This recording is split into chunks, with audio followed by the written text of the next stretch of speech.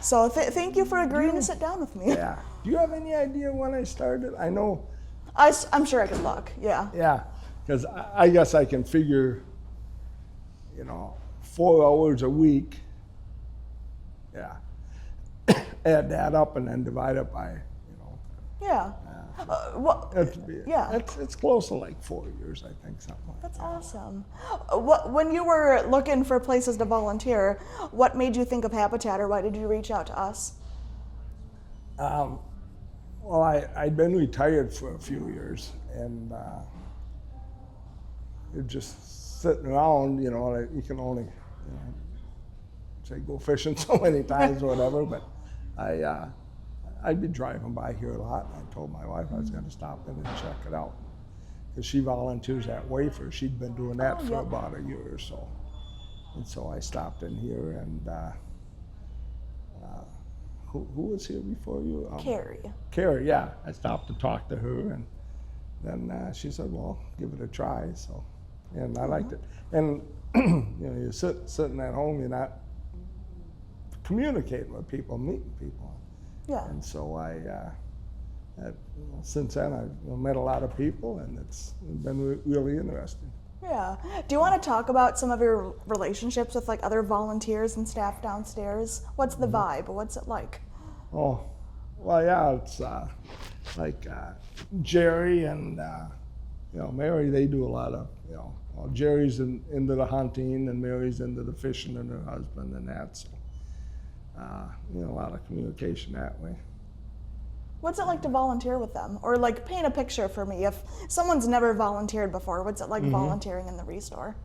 Well, like I say, there's a lot of interesting people that you work with, and people coming in, dropping stuff off and buying things, and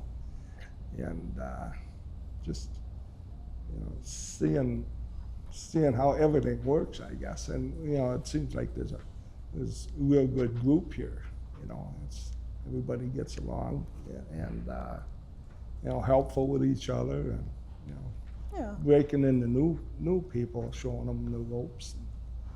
So when you help train and support new people, is there a moment you've seen like the light bulb go off for someone, or you've seen someone like understand something? Well, with me it's a little different. I'm only here 1 day a week. Yeah. I mean, I suppose if I was here like on staff, you'd see more of that, but like I say, it's just, you got good people. It's easy to they're probably going to work out or be good if they can take advice, and not be offended by it, Yeah. help them out, even if so. Yeah. Stan, is there a moment you were volunteering that you felt really proud of, like a certain memory that comes to mind for you that you're like, wow, I did a good job? Well, the first year I was here, those carts that we have all the wood and stuff in, I built like a half a dozen of them. Oh, yeah. And I made quite a few, and then they just put me in a corner and had some tools, and I'd actually be working and putting them all together, and I'd have somebody help me, with flipping things around and that. That was enjoyable, seeing something that's still being used, after a few years. Yeah. So. It was certainly needed at the time if they had you make them. Yep. And Yeah. like they say, we're still using them all now. So. Yeah. Yeah. So I'm glad to hear that was like an accomplishment and a shining moment for you. Mm-hmm. Is there a time you maybe made a mistake or something that you have since learned and grown from when you've been in the Restore? Oh, I know, it's knowing how to handle large cabinets and stuff, they can kind of get away from me in that, but for the most part it hasn't been. Yeah. So. There's a lot of, when Nancy did a recent inventory, I think she found that the store turns over once a month, roughly, just based on what comes in. What is the most unique or weird thing you've seen come into the Restore?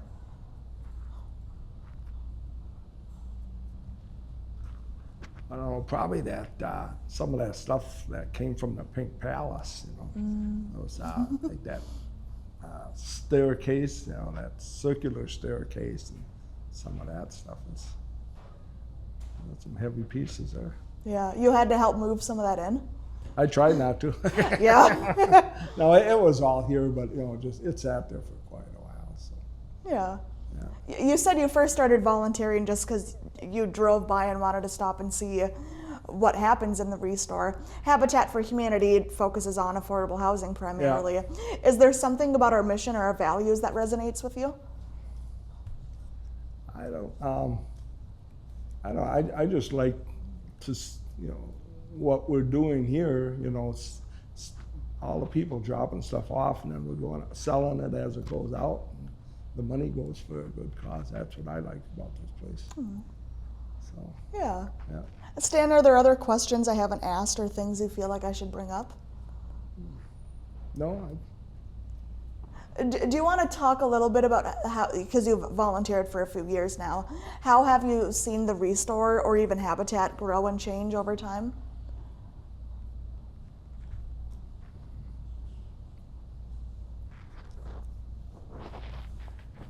I don't know. I guess you know, there's things.